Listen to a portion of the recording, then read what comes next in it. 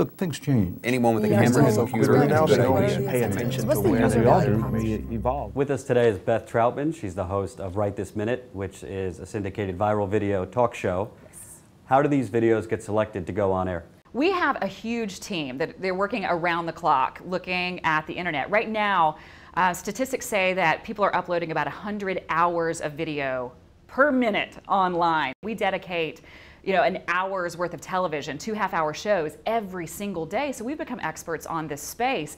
And our team now can look at videos, even if they've only got 25 views or 100 views, and tell what's going to pop. And that's how we find all of these videos before they go viral. And you mentioned producers. What's the host's role? Do you see the videos before, or first time you're seeing them is on air? Well, this is an interesting way that we do this show. Everything, all of our reactions, everything is real. It's spontaneous. At any given time, only one host has seen the video and knows the story behind it. The rest of us are watching that video on camera for the very first time. No second takes, no writing. We have no producers who are writing for us. It's all ad-lib. Let's take a look at one of your videos. It's actually a young 3-year-old girl, Sadie, who's crying uncontrollably at her infant brother, Carson. Right. Can you take us through that video? Yeah, this video we found when it only had a few views. We found it last week. It has now gone crazy viral. As you can see, Sadie is so emotional. She doesn't want her little brother to grow up.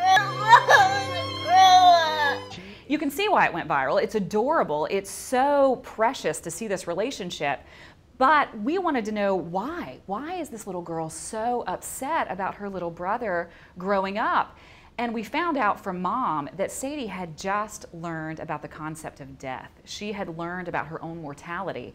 And she began to understand that her brother growing up, that meant eventually he was going to die. That's why in the video you hear her say, "I don't want to die when I'm 100, because her mom had said to her when she first brought up this concept, "Oh, you don't have to worry about dying. You're going to live until you're 100. Oh, you are so cute. I love your cute little smiles. And another interesting thing about the show, you actually bring on the subjects of these videos to interview them via Skype. Right. One was a lumberjack, Scott Auger from Washington State. He cut down a giant tree that was in the midst of homes, power lines, so precisely it landed in the woods. Can you talk about what having the actual guests and the featured subjects of these videos on the show, what does that add to the show? Well, it gives you the story. I mean, people want to know when they see these videos, why would they do that? How did he do that? What happened when the camera stopped rolling? What happened before it started rolling? A lot of people, when they saw that particular video, thought that it was fake. But this guy is actually a tree guy. This is what he does for a living. And when we Skyped him in, he was adorable. He said he's a man's man, and he was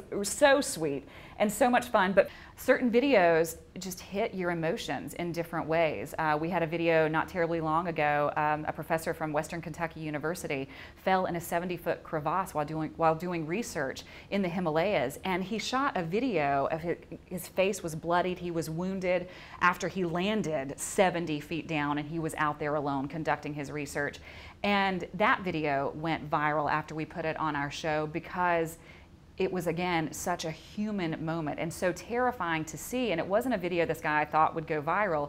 He was actually shooting a video for his family and friends if he didn't make it out. Your story is actually unique. As host, you've kind of had a triple trifecta. You've been a local TV anchor covering news. You've been the subject of news as a congressional candidate. Yes. And now you are covering real people's videos and stories. Right. Talk about your experience with all three. What's been the similarities and the differences? Well, the great thing is that when you have experiences that you're open to, it kind of informs you as a human being and makes you comfortable in your own skin. I started out behind the camera. I worked for the TV show The West Wing for years. Ended up running for the U.S. House of Representatives when I was 27. That's how I actually ended up in front of the camera. I ended up hosting a morning show for the Fox affiliate in Charlotte, North Carolina, which was my hometown. I think all of the things that have been part of my past help me be interested in the future and help me be interested in all of the people that we deal with on a daily basis.